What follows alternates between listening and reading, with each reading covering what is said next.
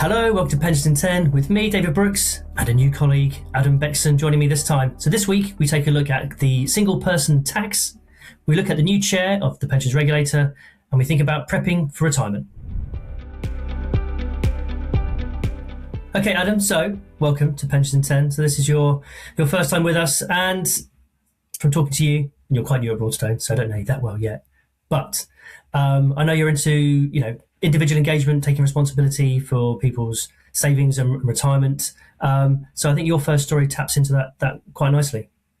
Absolutely. Well, one of the things that I spotted over the weekend was something by Claire Barrett, which looked at what she referred to as the single tax.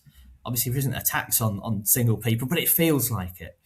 So if you're single compared to someone in a couple, even without children, you're able to save so much less, because if we think about it, things like mortgage, rent, bills, where they were shared, that they're not shared. So that's all on you. So you have less money to be able to save into retirement as well. And the whole impact, Claire was arguing, that has on our approach and our mindset is it does mean that you're a little bit kind of risk averse as well. So maybe that impacts where we do invest the money that we're saving for retirement, how much that can grow too. And then you get to the point of thinking about taking benefits as well. So there are quite a few things to take into consideration around how we're saving for retirement. Even if we look at the Pension UK, their living standards now as well, what we see is the difference between the single and the couple. The couple isn't double the income needs, it's a lot less. So there is that thing to take into account. So I think it's all about preparing for retirement really well. It's about thinking about where we are invested and kind of becoming as engaged as we can be. Do you think there's anything single people can do differently? Is there anything is it just a fact? There's not really much headroom for them to save more. As we were talking about before, they've got all the risk is on them. You can't share it or hedge it. One person can't stick it on black and the other person stick it in bonds, kind of thing. You can't. Obviously, that's not investment advice, just a suggestion.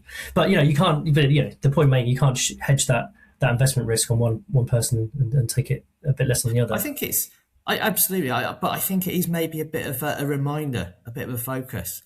So those people that are single thinking, right, I do have to focus on these things a bit more, and maybe thinking about the actions that can be taken, maybe reviewing risk and what's happening there.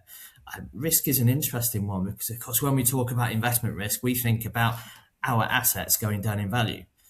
One type of risk that we maybe don't think about enough is inflationary risk. If we do invest maybe too cautiously, maybe we put all our money in cash, when we see inflation kind of run away, especially as it has the last couple of years, it does mean that the real value of our money has an impact. So I think it's more about awareness and so that we think a little bit more. Absolutely. Yeah. Okay. Thanks, Adam. So, David also spotted a story about Emma Douglas over last week or so. Can you give us a bit more information about that and tell us how that does link into how we're thinking about pensions and workplace pensions and what that could mean for us all? Yeah, so Emma Douglas has now got the role for chair of the pensions regulator. So relatively big announcement. So I think the regulator effectively appointed her last year, but has to be approved by the Work and Pensions Select Committee. So that was done in the past week. So congratulations to Emma. She's well known in the industry, previously at Aviva as a wealth director, something like that. I can't quite remember the job title now. Wealth policy director. There you go. And also well known to those at PLSA and Pensions UK for working there as their chair as well. So I think this is kind of notable, particularly from the sense that DC is seen as the future. One of the comments that apparently was made by Emma was that there is a fundamental challenge with defined contribution. So it feels like the pensions regulator is accepting and understanding that the future challenge of pensions and the risks to people's outcomes is in the DC space. And so that's clearly going to be an area of interest for the regulator for the future. I'm sure they're not forgetting all the DB stuff, but it feels like the risk in the DB space is slightly different now. I suppose it's all about how that de-risking happens and whether it happens in an orderly way. And if the big questions that are in that space are around, is buyout the right thing? Should schemes be looking to run on? All that sort of stuff. So that's not going to go away.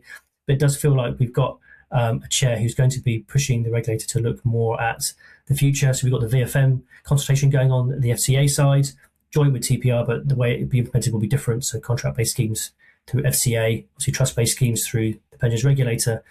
But it does bring to fore that thought again around, we have two pensions regulators, FCA, the contract-based world, TPR, trust-based world, and they both cover DC in different ways. And it's whether that still fits, whether we still need to have two regulators looking across DC pension schemes, and whether we should be putting more into FCA. Don't know. Get Adam's view in a second. But also, another thought, I've totally forgot it, so I might as well get your view now, Adam. Yeah, absolutely. I mean, for me, it's interesting when you're talking about the two regulators, and it always makes me think about the two different approaches that different groups of body, different organisations have. You know, on the one hand, we've got a risk-based organisation, maybe always looking at, right, this could happen, this is going to be a negative impact. Whereas actually, should that be balanced by more of an approach of the positives? You know, looking at how you can make sure that you've got a workforce where people can afford to retire, so that you've got succession planning. That can have a positive impact on that, of course. You know, if we've got a workforce where people well prepared for retirement can afford to retire, they're moving on, retire, the next generation of talented people could move on within organisations as well. So it's always an interesting discussion. You know, should, with having two regulators, the best possible outcome is we have two regulators who complement and work together really well. So it will be interesting to see how that develops over the next few years. Absolutely. Okay, Adam, for our final story, we're going to take our inspiration slightly from Elon Musk, who seems to think that in 20, 30 years' time, we don't need to prepare for retirement because everything's going to be looked after for us. And it sounds like some people are already taking inspiration from Elon and not really thinking much about their retirement plans. So what's the story? What have you spotted? Well, I don't know if it's directly linked, but Scottish Widows did some research, showed 24%, so about a quarter of people planning to retire in the next 2 years haven't got a plan yet. And kind of delving a little bit deeper, even for those planning to retire this year, so 2026, only 21% had a retirement plan. So it's a little bit alarming.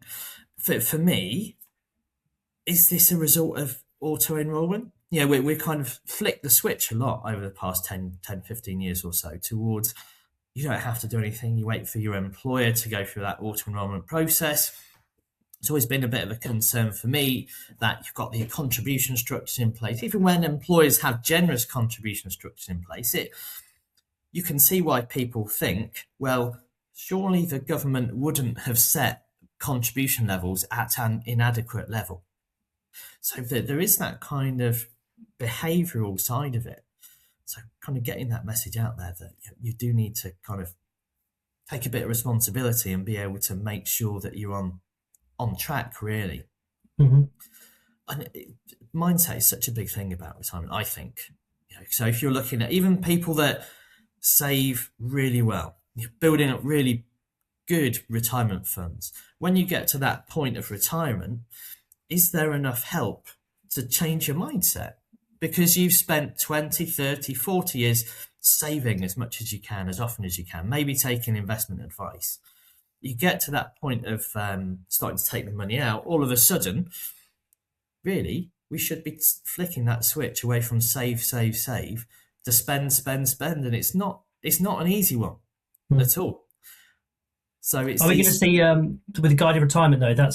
Is that going to help? You know, people will just be in this save phase and be a bit cautious, be a bit unsure how much they can actually take. But if you can have a guided retirement structure that works and says to someone, actually, you can afford to spend this much, you know, over the next 20, 30 years, and you'll be all right, you know, or secure this much and use this much as a bit of a lumpy income at the start of the first 10, 15 years of your retirement. I think that's the thing, I suppose, people like me who worry about what people do at retirement, that's going to help. Do you think that's going to help? I think it will help a little bit.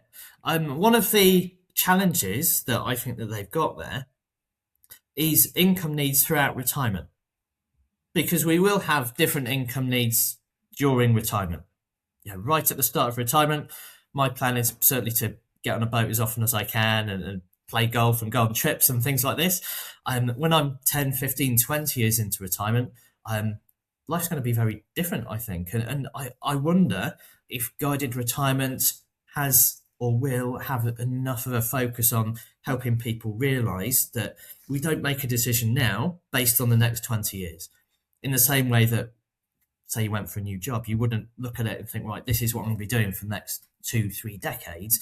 We need to start having that discussion a little bit more at the point that we start retirement. Okay, thanks very much for joining us today. It's been a pleasure to run through everything with you that's popped up this week.